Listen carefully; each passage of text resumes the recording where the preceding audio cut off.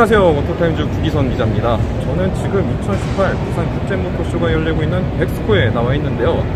이번 모터쇼 예전에 비해서 참가업체들이 많이 빠졌습니다. 하지만 세계 최초, 국내 최초로 선보이는 차들이 몇 가지 있다고 하네요. 한번 찾아보겠습니다.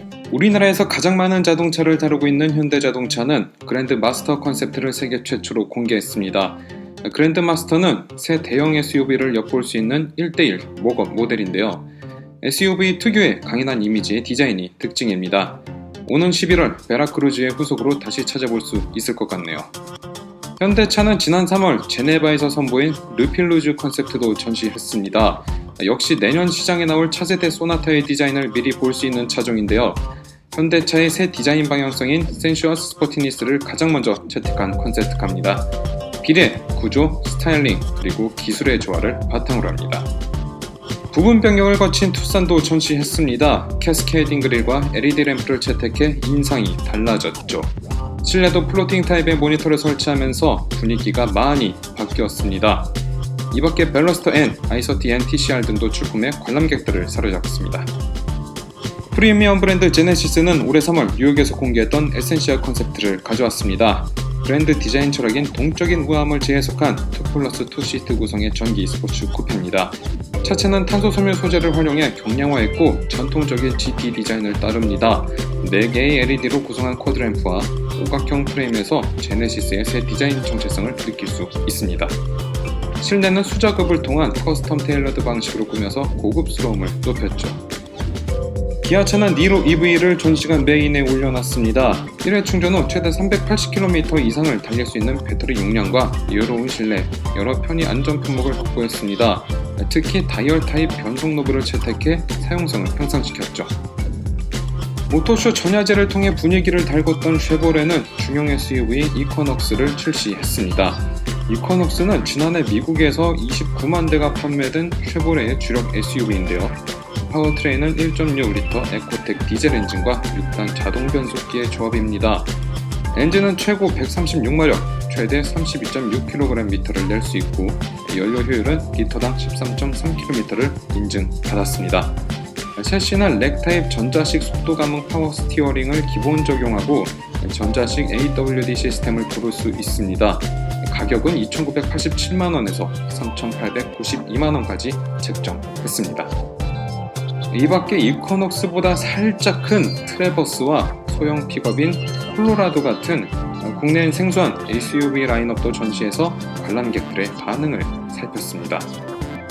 르노 삼성은 최근 출시한 소형 해치백 클리오의 발랄함을 강조했습니다. 클리오는 유럽 B세그먼트의 베스트셀러로 꼽히는 작지만 매운 차입니다. 실용적인 차체는 운전 재미를 극대화하기에 충분합니다. 보기 드문 SM530L도 전시장 한켠에서 주목을 끌었습니다. 국내에서 활약 중인 수입차, 그중 토요타는 아발론 하이브리드를 내놨습니다. 새 아발론은 보다 좋은 차 만들기를 위한 TNGA 플랫폼을 채택해 넓고 넓은 자세를 만들어냈습니다. 동력계는 4기통 2.5L 다이내믹 포스 엔진과 2개의 모터 그리고 ECVT를 조합했죠. 안전 품목은 주행 지원 패키지인 토요타 세이프티 센스를 기본 적용합니다. 렉서스는 날렵한 외관이 인상적인 신형 ES를 앞세웠습니다. 새 플랫폼을 적용해 높은 수준의 승차감을 이끌었다고 하네요. 또 휠베이스를 늘려서 뒷좌석 여유도 확보했습니다. 오는 10월 국내 출시 예정입니다. 닛산은 항공기와 레이싱카에서 영감을 얻은 블레이드 글라이더 컨셉트를 선보였습니다. 막상 타면 달리는 게 아니라 활공하는 듯한 경험을 할 수 있다고 하네요. 글로벌 성장을 견인하고 있는 SUV 엑스트레일도 모터쇼를 찾았습니다. 야무진 디자인, 넉넉한 실내 공간과 트렁크를 확보한 주력 제품입니다. 인피니티는 가변 압축 방식의 VC 터보 엔진을 탑재한 QX50을 출품했습니다. 주행 상황에 따라 압축비를 8대1에서 14대1까지 조절할 수 있는 게 특징입니다.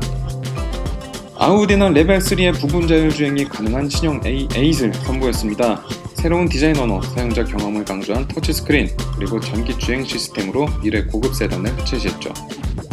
함께 전시된 Q8 스포츠 컨셉트는 역동적인 디자인을 강조하고 최신 구동계를 적용한 게 특징입니다.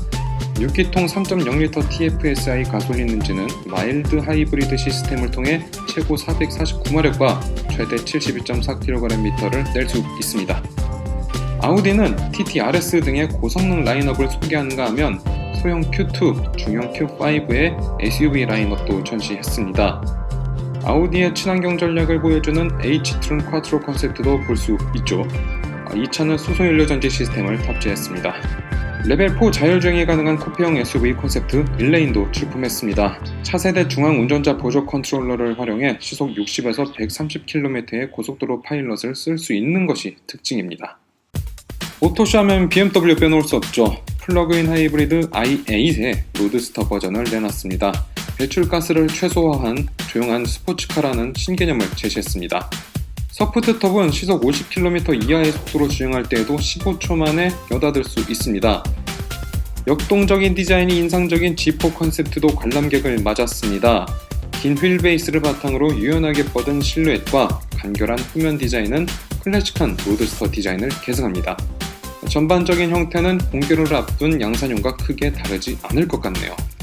BMW의 새 SUV 라인업도 공개됐습니다. 출시가 임박한 컴팩트 SUV X2는 젊은 소비층을 겨냥한 제품으로 개성 넘치는 디자인과 역동적인 주행 성능이 특징입니다. X4, 그중 성능을 강조한 X4 M40D는 직렬 6기통 디젤 엔진을 탑재해 최고 326마력, 최대 69.4kgm의 힘을 발휘합니다. 미니는 부분 변경을 거친 미니쿠퍼들을 불러보았습니다. 새 미니쿠퍼는 유니온 잭 스타일의 테일램프가 특징이죠. 개성을 강조한 존 쿠퍼웍스 GP 컨셉트도 볼 수 있습니다. 외관은 모터스포츠에서 영감을 얻었죠. 여기에 경주용으로 고안한 터보 엔진과 단단한 서스펜션을 곁들여 역동성을 극대화했습니다. 메르세데스 벤츠는 부스의 절반을 클래식카로 채웠습니다. 220 카브리올레, 300SL 같은 한때 시대를 풍미했던 오래된 차들을 만날 수 있습니다. 물론 EQA 같은 컨셉트카와 다양한 친환경 차도 전시관을 꾸몄습니다. 한마디로 브랜드의 과거, 현재, 그리고 미래를 볼 수 있는 공간을 구현한 셈이죠. 특히 포뮬러1 기술을 기반으로 만든 플러그인 하이브리드 스포츠카 프로젝트 1은 V6 1.6L 터보차저와 4개의 모터를 결합해 최고 1000마력 이상을 발휘합니다. 정지 상태에서 시속 200km까지 6초면 충분한 가속력을 갖고 있고 속도계는 350km 이상을 가리킬 수 있습니다. 벤츠도 세계 최초로 공개한 차가 있습니다. 이 클래스 기반의 플러그인 하이브리드 E302가 그것이죠. 전기 에너지만으로 50km를 주행할 수 있습니다. 코리아 프리미어인 S5602는 V6 3.0 엔진과 122마력의 모터를 탑재한 플러그인 하이브리드입니다.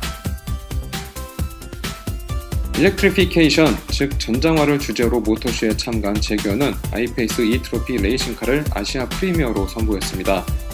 크로스오버 스타일을 지녔지만 전기차답게 스포츠카만큼이나 빠른 성능을 지닌 것이 특징입니다. 물론 일반형 아이페이스도 살펴볼 수 있습니다. 하반기 국내 출시를 앞둔 랜드로버 레인지로버 롱 휠베이스도 전시관에 한자리를 꿰찼죠. 상용차는 유일하게 만트럭버스가 참가해 중소형 카고트럭 TGL을 아시아 최초로 공개했습니다. 다양한 공간 활용도를 보여준 벤츠 스프린터와 포드 F150 기반의 랩터도 볼 수 있습니다.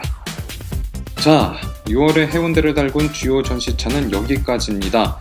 예전과 같은 수준의 공간에서 열렸지만 역시 많은 업체가 불참을 선언하면서 이 빈자리를 다 메우긴 어려웠는데요. 지역 이벤트의 한계를 그대로 드러냈다는 시각이 지배적입니다.